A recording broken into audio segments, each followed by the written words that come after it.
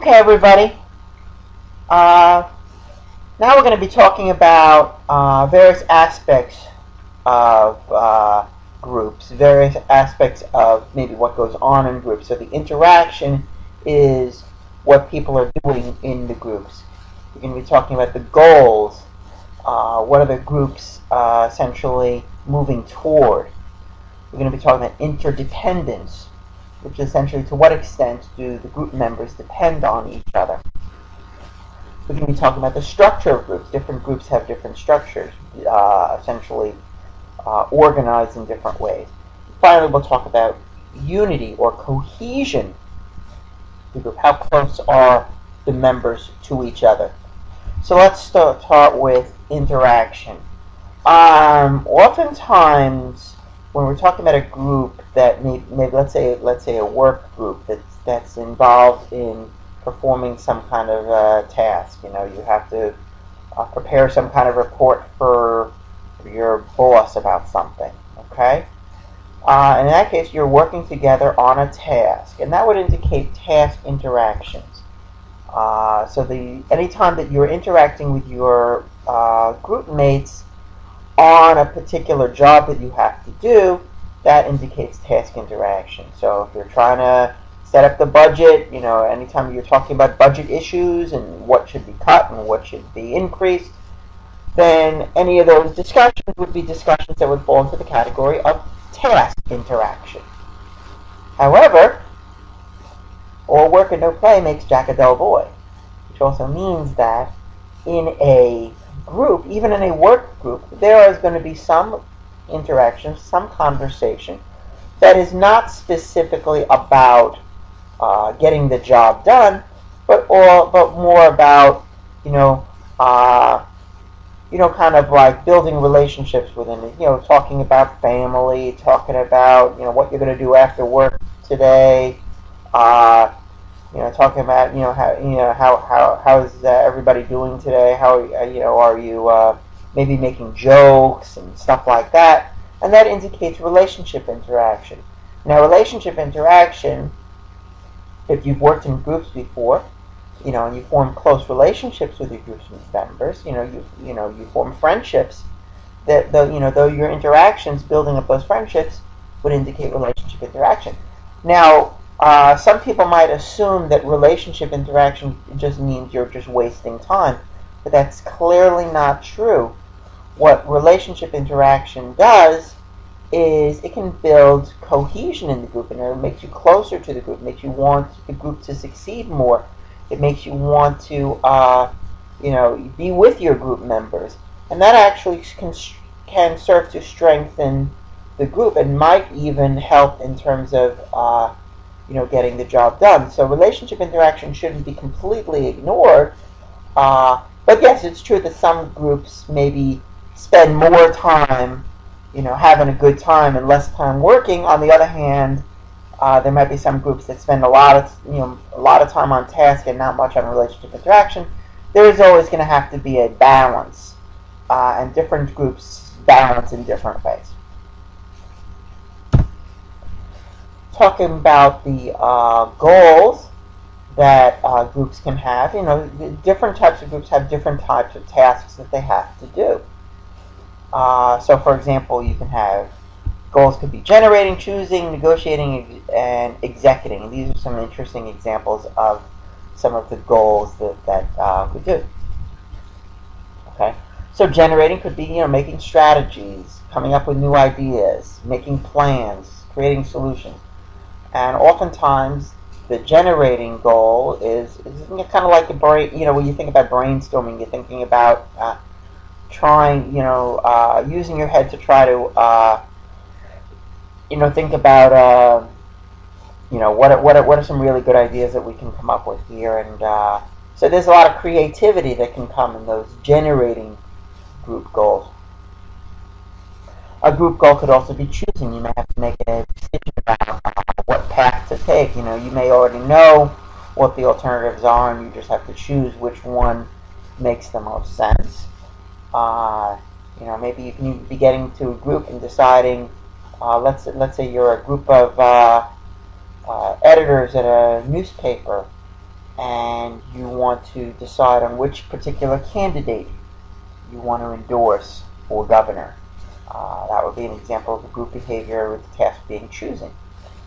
Negotiating is another goal that a type of goal that could be acted upon in a group. In other words, you're trying to say, you may have a conflict, there may be a difference of opinion. You want to be able to kind of help try to say, well, what's a good way to deal with this? What's a way in which we can make both, help make both parties come away at least partially satisfied, maybe, or maybe even better, maybe even create what's called an integrated solution, in which both parties benefit. But resolving conflicts and everything like that's an important group activity. Finally, executing.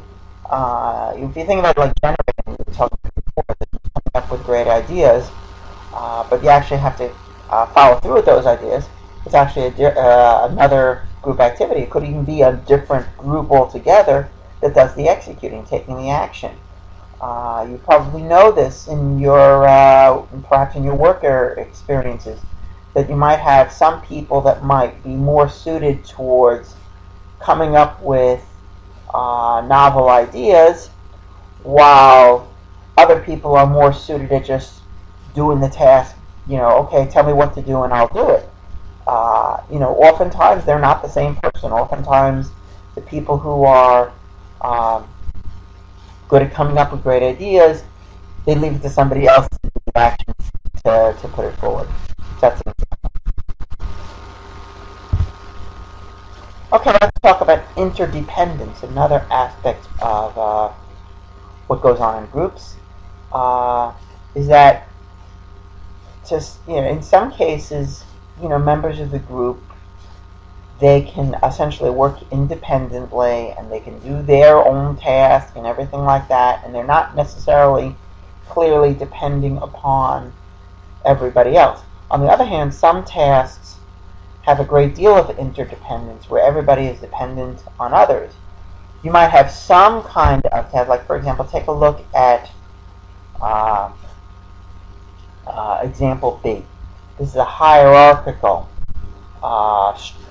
interdependence in which you have A perhaps being the boss, being the leader, who essentially tells B, C, and D what to do, and basically B, C, and D are entirely dependent on A. They depend on what the boss says, and they just do what they're told. B, C, and D, meanwhile, they do their own task. They are not dependent on each other. They are all dependent on that one person.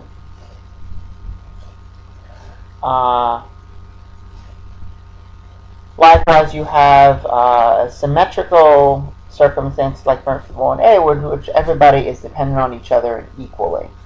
And again, different kinds of groups. And another good example, D, sequential interdependence, where person A tells person B what to do, then person B then tells person C what to do, and it's like a chain that is involved in this particular group scenario. Okay. So again, these are different ways in which group members can be interdependent, dependent on each other. And realize this is that you're going to be engaged in group activities in this course, and each of your groups will have a certain degree of interdependence on each other. So keep that in mind. Talk a little bit about the structure, the patterns of how the group is put together. Different groups have different structures, different roles, different norms. You may have the role of a leader. You may have the role of comic relief. You may have the role of let's get everybody back on track now, guys. These are different kinds of roles that could take place. Different types of people can play these roles in a group. You might have different norms where you have different kind of rules how do we do? So maybe you all get together, for example, and pray before you have your meeting. That's an example of a norm. You may have a norm in which you have a certain rules about who can speak. Maybe you follow Robert's Rules of Order when it comes to essentially making a motion for a particular discussion and that kind of thing. And others may be less formal. So these are different kinds of norms, and all of these represent the structure, ways in which the group is organized. And there's going to be a chapter that talks about structure. We'll go into more detail on that. Okay. So, for example, again, here is an example of how how a particular structure might look like, and who is talking to who, and who is interacting with who, and that kind of thing. And this just maybe Jessica and Ryan have a strong relationship with each other, back and forth. Maybe Michael here, he interacts with Jessica, Ryan, and Brandon, but that's it. That kind of thing.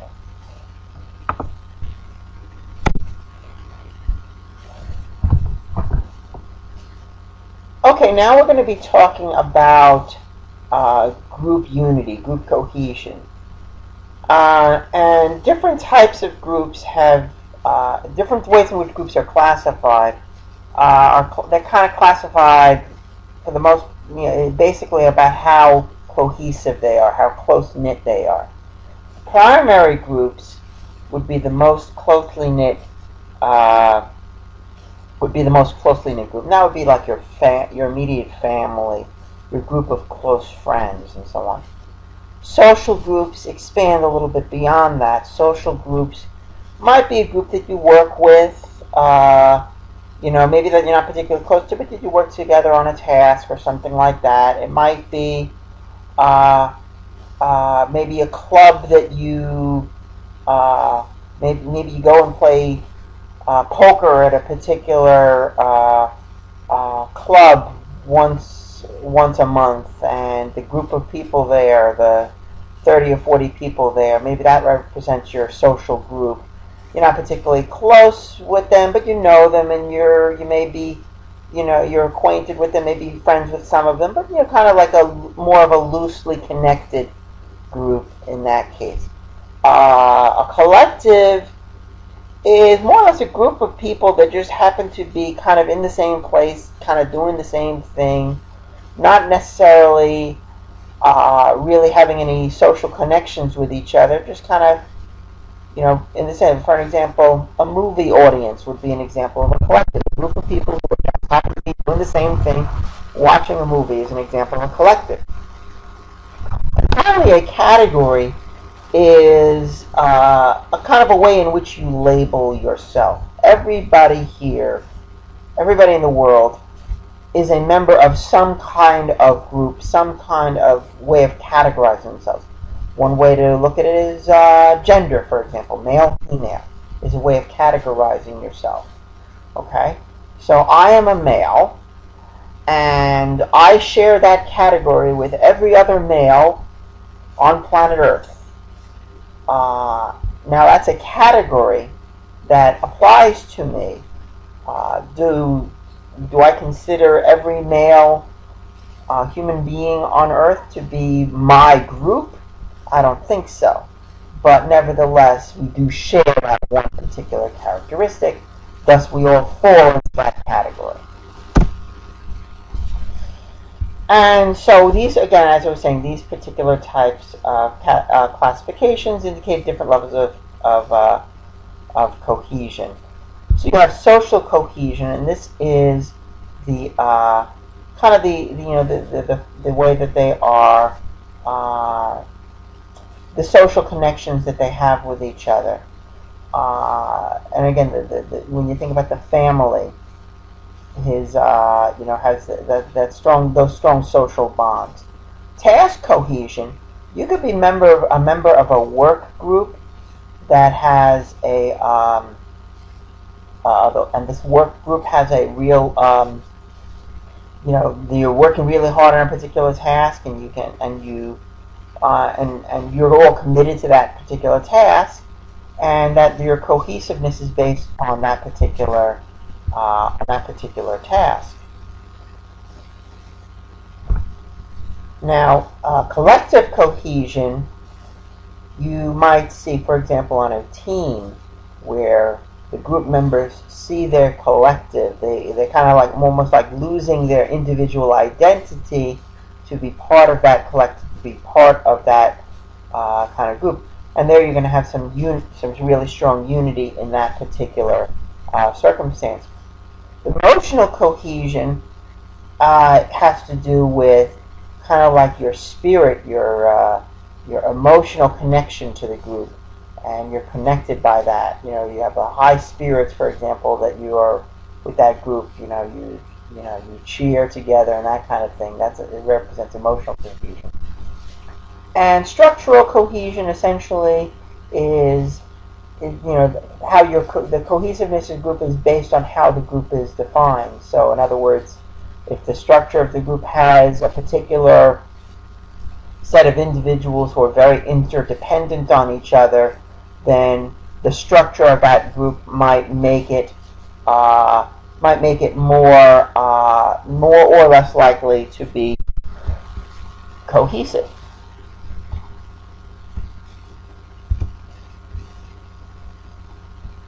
Okay, so if we want to think about groups and think about